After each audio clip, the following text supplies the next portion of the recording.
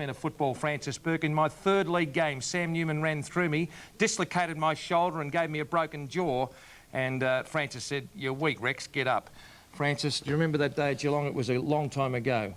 I can't say I do, Rex. No, neither can I just made it up. Now, Francis, quite seriously, no easy questions to get into this particular segment because we've got to ask the tough questions there. How's Kerry and the kids? I haven't seen much from you this week, I can tell you that, Rex. It has been a turmoil. Now, for Tiger supporters, what on earth has all this rot got to do with winning the football and kicking a goal?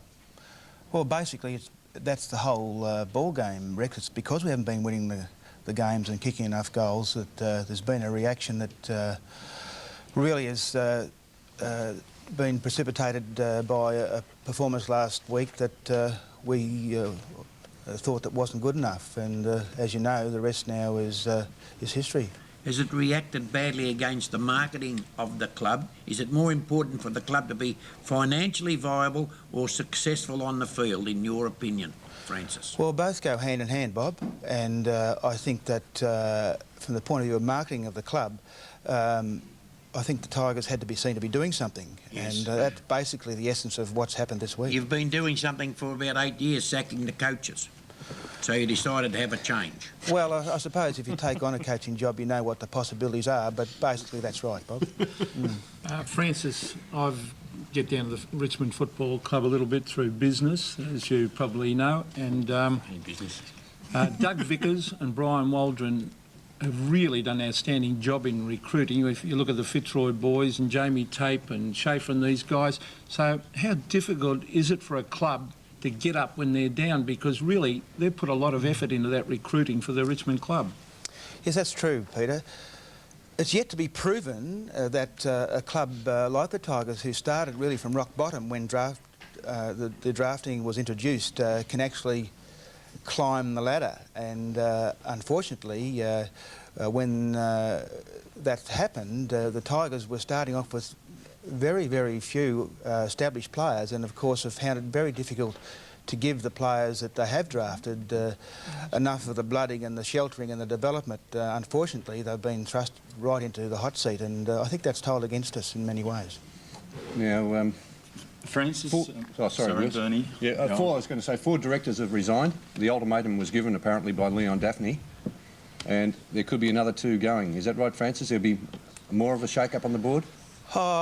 This is only a personal opinion, but I'd be surprised, Bernie. I think that, at least for the time being, and I don't know what's in the minds of the other directors nor our president, but at the time, as of now, the changes that were asked of the board by our president, Leon Daphne, have been made. Francis, it's enlightening that an administration will now look up and see if there's problems rather than looking down, perhaps as I experienced a couple of weeks ago. But the key part now is the on-field performance. The changes that are occurring, how will that impact onto the players and improve their performance in the short term and in the long term? What will the new board be putting in place to ensure that performance is much better than what it has been? Short term is difficult to say, Terry. We've worked very hard to keep John Northey and the players out of this week, and but of course the atmosphere will undoubtedly filter through, and I would say the odds are that the influence on the performance tomorrow will be a positive one, especially those boys who've been around the club for 4 or 5 years. Long term, well, the board undoubtedly determines the environment that prevails in the club. And so, Francis, could we see the return of some of the past players of the clubs in, say, some specialist roles, which I think is always a very, very fine addition to any coaching staff? Well, that's a strong possibility, I suppose, Terry. You've got to remember that there's already a couple of former players have returned, and I'm one. Graham Land is another, and we'll consider what needs to be done, and it's obvious the board needs things to be done, and we'll be weighing all that up and deciding on a plan of action over the next couple of days. Francis, you mentioned the players. What have you done to keep them out of it and to keep them focused on what they do best, and that's play footy? I mean, it always happens when there's any turmoil in any club, it always affects them. Well, of course, in a situation that evolved last week, Matthew, it's very easy to have this bushfire get out of control completely, and everyone gets sucked into the whole business. And from that point of view, I mean, Leon Daphne has led the board brilliantly in that aspect, in really just keeping this problem just to within the boardroom. And from that point of view, that's where John Northey and the players have been kept out of it. Is it true that there was a casting vote that Mel Brown might be sacked? Was it did it get down to a casting vote? Oh, look, I'm not really prepared to say, Peter. I forget. Was If I Mel do Brown remember. put up to this, Francis? I mean, Look, something like this must be anyone who brewing for a knows long, Malcolm long Brown, time, you know? anyone who knows Malcolm Brown knows that he is a very strong-minded individual, and that basically once he makes up his mind he's going to do something, he'll do it. And I mean, Malcolm has said continually that it was his idea, and indeed I think that I know him well enough to be able to say confidently that I believe him. Has this only come from this season's performances, Francis, or has it been bubbling away for a while underneath? Do you mean this board the action? turmoil, yeah, the turmoil within the board.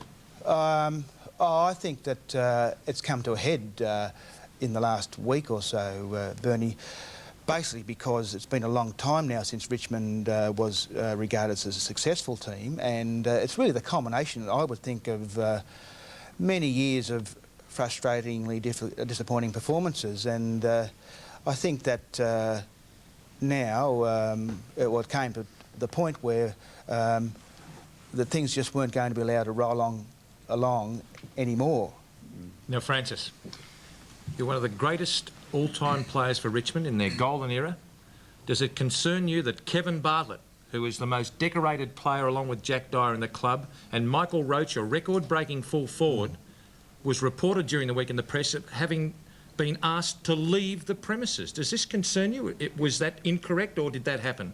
Kevin Bartlett was asked to leave the premises. No, I said Michael Roach. I beg your pardon. And Kevin Bartlett has refused to return to Tigerland while the current board is in existence. Well, that's Kevin's prerogative. I mean, as a friend of Kevin's, and as one, I suppose, is sympathetic to his demise as coach of Richmond, having been through it myself, I mean, you just got to put all that behind you, in my opinion, and get on with living. I mean, Kevin, we'd love to see Kevin at Richmond, but it's up to him, and I hope that in the not too distant future he will come back and be associated with our club. Is the bottom line players? Could you have drafted better players, do you think, in hindsight? Have you let a few good players out of the club's grasp? Oh, I think in hindsight, Rex, yes, I think it would be hard to defend that we haven't made mistakes or missed opportunities. I think that the history of the draft is that over the last couple of years, the Tigers have done quite well. I think prior to that we had some ones where we missed opportunities, but the draft is so difficult, Rex, because the history will show that those teams who've had the early picks in the draft haven't necessarily been the ones who benefited mostly from the draft. I mean, when you consider the likes of Alistair Lynch being drafted at number 50, I think it was, Jamie Elliott at 69, young, the boy from Footscray, young Chris Grant at 105. I mean, Brett Heady's another one at 79. I mean, it's a very difficult thing, but only with the benefit of hindsight, of course, can you really assess these things, and that's easy. Thank you for your frankness, and I never forget you're one of the all-time great Richmond people, and we just hope for Richmond supporters that things get a little better at Tigerland. Thanks very much, Rex. And of course they play St Kilda tomorrow.